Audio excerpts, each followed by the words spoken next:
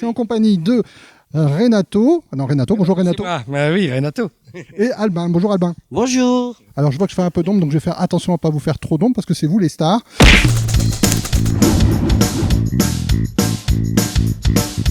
Alors Renato et Albin, moi ça m'évoque des souvenirs d'enfance.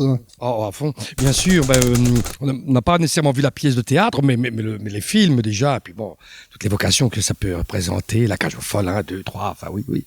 Et donc on est ici dans quel théâtre, Albin?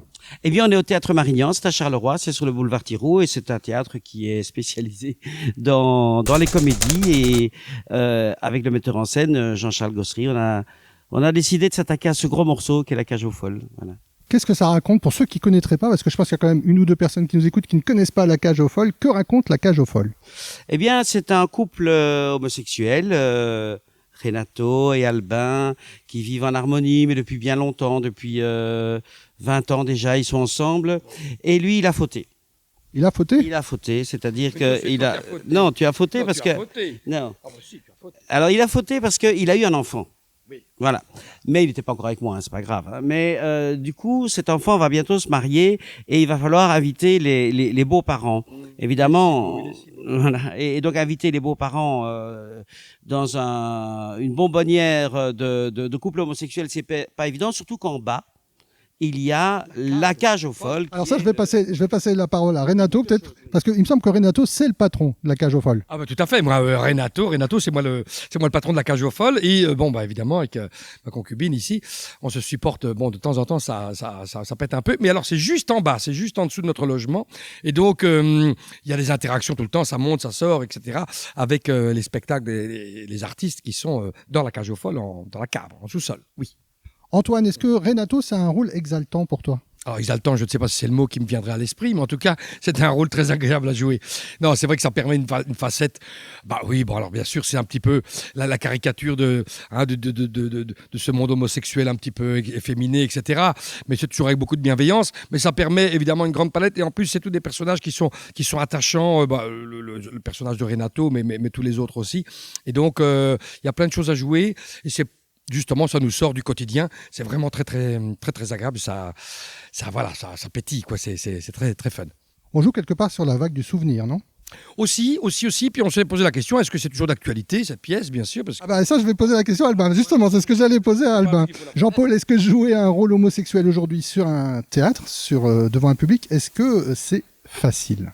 Moi, je crois que c'est jamais facile déjà parce que il y a des solides antécédents, c'est-à-dire que, mis à part le fait qu'on traite un sujet un peu touchy, comme on dit maintenant, pour utiliser l'expression, on sort d'un couple Jean Poiret et Michel Serrault, voilà, donc ça a été repris récemment aussi par Clavier et Bourdon. Exactement, voilà, donc c'est quand même des pointures, hein, donc voilà, on se lance, on se dit que c'est que du théâtre et qu'on est là pour s'amuser avant tout et que il faut pas essayer d'imiter, il faut faire ça à notre sauce et voilà. Maintenant, comme tu le dis, il y a aussi le sujet des minorités, de l'homosexualité. Alors, moi, je me souviens que j'avais vu des interviews de Serrault à l'époque qui disaient que quand ils ont créé la pièce, ils ont eu des problèmes.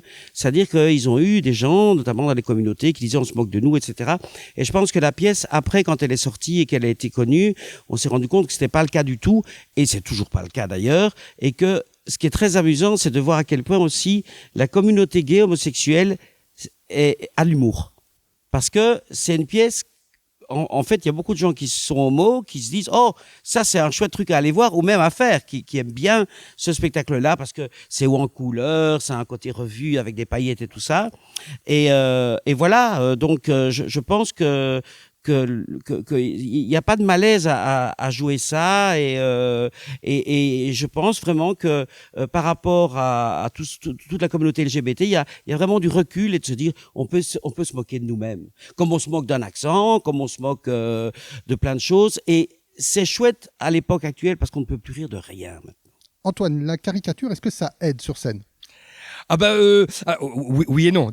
Oui, sans aller trop loin dans la caricature, puisqu'en fait, c'est des personnages qui vivent des situations qui sont assez fortes au niveau des émotions, des tensions dans le couple. Il y a pas mal de choses à jouer sincèrement, quel que soit le personnage qu'on joue.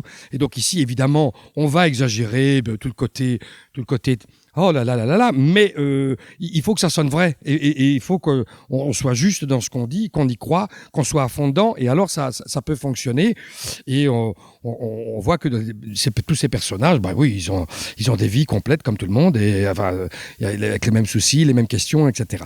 Bonjour Yann. Bonjour. Tu joues dans La Cage aux Folles? Je joue dans La Cage aux Folles, je joue le rôle de Laurent. Et qui est Laurent? Yann. Alors Laurent, c'est le fils de Albin et de Renato qui se marie, qui est sur le point de se marier. C'est toi qui vas mettre un peu la zizanie dans le couple Renato-Albin. Comment ça va se passer? Ah ben disons que mon père et Albin vont devoir faire des concessions pour faire en sorte que tout se passe bien, pour que leur fils, donc moi, soit heureux au final. Yann, est-ce que c'est compliqué de reprendre une pièce comme celle-là? Compliqué, ben c'est jamais évident de rejouer une pièce qui a été jouée plusieurs fois et comme le disait Albin par des grandes pointures. Mais voilà, on est bien encadré ici par Jean-Charles, notre metteur en scène. Attention, elle est derrière toi, surveille. Et entouré aussi par une équipe très talentueuse. Et j'apprends beaucoup, je dois dire ici. Qu'est-ce qui te motive le plus dans cette pièce? Ce qui motive le plus, c'est apprendre un maximum et pouvoir partager la scène avec, comme je le disais, des personnes très talentueuses. Et pouvoir défendre aussi un sujet qui est quand même important aujourd'hui.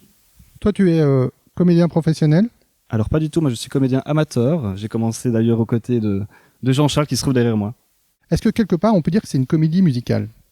Très bonne question. Alors dans le sens où il y a du théâtre, il y a de la danse et il y a un petit peu de chant improvisé, on pourrait dire que ça colle un petit peu à la comédie musicale, ouais.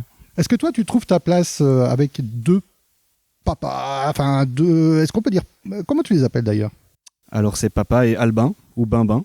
Comment je trouve ma place? Moi j'ai été élevé par Renato, donc mon père et Albin, donc moi je suis habitué, pour moi ce sont mes parents, ma mère je l'ai vue que 3-4 fois dans ma vie, donc disons que c'est un couple de parents heureux et qui m'aiment. Donc... Et qui ont un enfant équilibré. Voilà. Donc finalement c'est un chouette exemple. Mais tout à fait. Jean-Charles, toi qui es un habitué du théâtre, reprendre La Cage aux Folles, est-ce que c'est un vrai défi?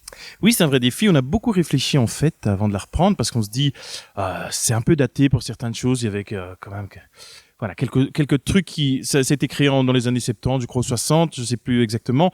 Et voilà, et on la reprend en 2024. Donc il y a beaucoup de choses qui sont passées. On s'est demandé est-ce que ça fait encore rire ou pas. Donc on a un petit peu réécrit certaines choses. On a réadapté avec des nouvelles choses, des choses récentes. On connaît Drag Race à la télé, etc. Donc on a essayé vraiment de remettre ça au goût du jour, à la sauce 2024 et la sauce Cabaret 2000 et Théâtre Marignan. Mais donc vous avez revisité La Cage aux Folles. Vous vous êtes permis de faire ça? Légèrement, hein, très légèrement pour pas avoir trop de problèmes. Non, mais voilà. Comme j'ai l'habitude de la comédie musicale, on a mis beaucoup de musique, on a mis des paillettes, des boas, des plumes, enfin plein de choses. Il y a de la danse, il y a des talons, enfin il y a tout.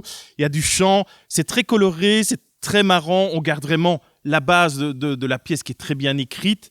Mais voilà, il y a un petit côté 2024 qui est remis pour plaire aussi à peut-être un nouveau public et à faire venir un nouveau public au Théâtre Marignan et découvrir La Cage aux Folles. Donc en gros, tu as réalisé un combo. Ancienne version, nouveau mixte. Voilà. Tu dis bien ça, c'est exactement ça. Jean-Charles, on rappelle les dates? Alors, c'est du 17 mai au 9 juin au Théâtre Marignan. Un tout grand merci Jean-Charles. Un grand merci à toi. Un grand merci Yann. Merci aussi.